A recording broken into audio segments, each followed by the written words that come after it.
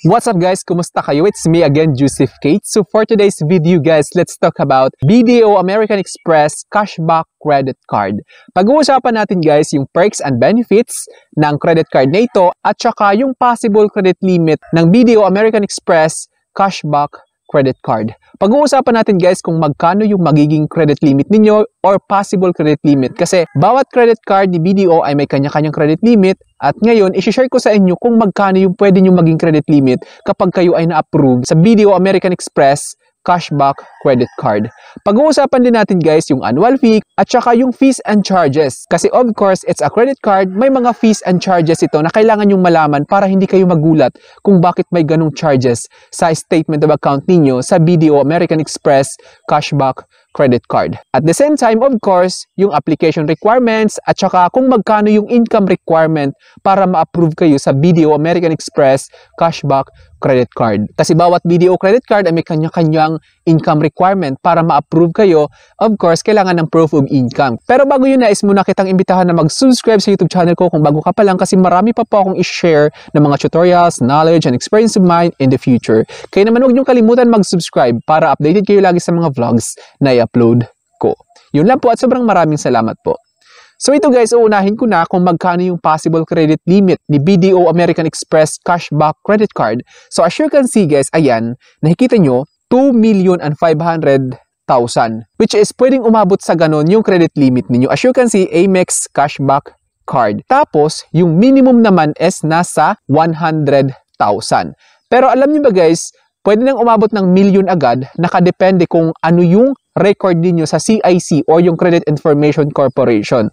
Sa mga previous loans ninyo, sa previous credit card utilization ninyo, kung paano kayo magbayad, wala ba kayong lapses, always on time ba kayo sa pagbabayad, at wala kayong tinakasan na utang of course. Kasi kung meron kayong tinakasan na utang, syempre, hindi kayo ma-approve sa mga credit card application nyo. It's because red flag na yung pangalan mo sa mga financial institutions. Kasi alam nyo ba, kapag may mga pinabayaan kayong utang, hindi nyo binayaran, yung isa-submit ng bangko na report doon sa Credit Card Information Corporation is negative siya. Ang mangyayari, babagsak yung credit score ninyo at mahihirapan na kayong makapag-apply or ma-approve sa mga future loans ninyo. Kaya naman maging responsable kayo sa utang ninyo or sa credit card bills ninyo. Always pay on time. Wag na wag kayo magkakaroon ng delayed kasi nagkakaroon kayo ng negative impact. So yun lamang guys. Ngayon move on tayo guys sa perks and benefits ng BDO American Express Cashback Credit Card. So ayan po yung itsura ng American Express Cashback Credit Card. Zoom in ko guys para makita nyo talaga. Para siyang kulay blue. Ang social ng dating. Ang ganda. American Express Cashback Credit Card. No minimum spend, no rebate cap, just maximum cashback. O diba? Cashback card. Mamaya malalaman nyo kung magkano nga ba yung cashback sa certain categories. By categories kasi siya guys. So ayan, nakikita nyo. No minimum spend, just maximum cashback. Earn 1% cashback on local purchases and 2% cashback on overseas purchases. So kapag overseas, outside the Philippines, 2% yung cashback. So ayan si ate girl, masayang masaya siya. Nakikita nyo. Nakangiti siya, shopping galore siya, may shopping basket siya. Sa supermarket yan, of course, kasi may mga gulay-gulay. The next guys is yung complimentary travel insurance. O saan ka pa? May cashback na, may travel insurance pa. Book your trip using your card to get up to 10 million travel accident insurance for you and your immediate family. O, di ba? Pak na pak. So ayan, nakikita nyo si ate girl at si kuya, masayang-masaya sila sa buhay nila. Hila-hila ni ate girl yung malita niya at feel na feel niya yung pagiging insured niya sa BDO American Express Cashback Credit Card. Then ngayon guys, why choose American Express Cashback Credit Card?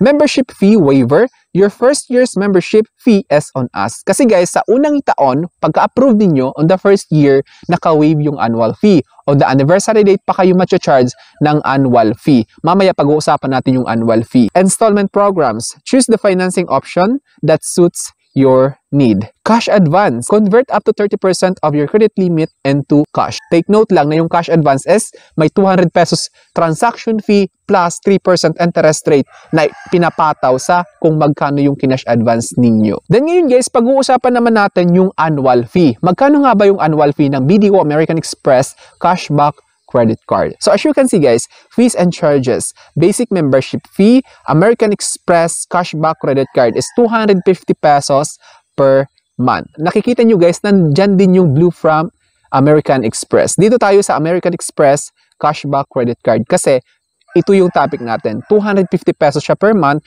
Then yung supplementary membership fee is 125 pesos per month. So maganda siya guys kasi monthly yung charge ng annual fee niya, hindi siya mabigat sa bulsa. Kesa sa ibagsak yung buong annual fee nyo sa buong taon, malaki-laki siya at medyo mabigat sa bulsa. So ngayon guys, move on tayo sa fees and charges. Kailangan nyo malaman yung fees and charges guys para hindi kayo magulat kung bakit may ganung transaction sa statement of account ninyo sa BDO American Express cashback credit card ninyo. So ayan, ang dami-dami niya pero pipiliin lang natin dyan yung importante.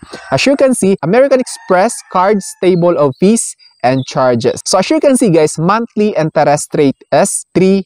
So, para saan yung 3% na monthly interest rate? So, halimbawa guys, hindi nyo nabayaran ng buo yung outstanding balance ng statement of account ninyo ng credit card ninyo, 3% yung ipapatong sa natirang balance on the next billing cycle. Kaya magre-reflect doon finance retail charge kung magkano yung 3% ng natirang balance na hindi nyo nabayaran. The next guys is yung installment availment fee. Ayan, nakikita nyo, 200 pesos for every approved cash installment transactions, 250 pesos for every approved balance transfer transaction, 250 pesos for every approved balance convert peso transaction, 100 pesos for every approved purchase convert peso transaction. Then, yung cash advance fee is 200 pesos or 3.30 US dollar. Then, yung late payment charge is 850 pesos or 20 US dollars or unpaid minimum amount due whichever is lower. So ano nga ba ibig sabihin ng whichever is lower? Kung yung unpaid minimum amount due nyo guys is mababa sa 850, yun yung masusunod. Tapos kung lumagpas ng 850, 850 pa rin kasi nakalagay is whichever is lower. Then next guys is last card replacement fee. Halimbawa nagka-problema sa credit card ninyo, nasira, nawala, kasi kagagawan ninyo, kasalanan nyo, 400 pesos yung replacement fee niya. And then yung refund fee, halimbawa nag-overpayment kayo, 1% siya guys or 100 pesos. Ano ibig sabihin nito guys? Kapag yung gusto nyo ipa-refund is hindi umabot ng 100 pesos yung 1%, automatic siya 100 pesos kasi whichever is higher. Pero kung lumagpas naman yung 1% ng gusto nyo ipa-refund, yun yung masusunod kasi whichever is higher yung nakalagay. Then ngayon guys, move on naman tayo sa application requirements. As you can see guys, application requirements, check your qualifications. 21 to 60 years old for principal and at least 13 years old for supplementary card holders. Applicant must be a Filipino citizen or a foreigner who is a resident of the Philippines. Ngayon guys, pag-uusapan natin yung income requirement, monthly income requirement kapag nag-apply kayo ng BDO American Express cashback credit card. As you can see guys, minimum gross fixed monthly income requirement is 33,000 pesos. Ibig sabihin, bawat buwan dapat 33,000 yung kinikita nyo sa trabaho ninyo or sa business ninyo. Application requirements. So yung mga documents na kailangan nyo i-provide. Una is yung proof of identification for both primary and supplementary applicant. Example is yung Philippine Identification System or PhilSys ID, passport, driver's license, SSS, ganyan. Din yung proof of income, of course, hindi siya mawawala, guys. Employed applicants, photocopy of latest income tax return or ITR, duly stamped as received by the Bureau of Internal Revenue, BIR, or Form 2316 signed by employer's authorized representative, mandatory. Pag sinabing mandatory, kailangan talaga siya. Pangalawa is plus any of the following: latest full month's pay slips, original certificate of employment indicating status, service tenure, and compensation breakdown, or if with existing credit card, copy of at last 2 months statements of account of your credit card at least 1 year on books. Para naman sa mga self-employed guys, ano ibig sabihin ng self-employed? May mga sariling negosyo. Photocopy of latest income tax return, ITR, duly stamped as received by the Bureau of Internal Revenue, BIR, and audited financial statements for at least 2 years mandatory. Photocopy of registration of business name mandatory. DTI registration for single proprietorship or SEC registration for partnership or corporation. Last 3 months bank statements optional.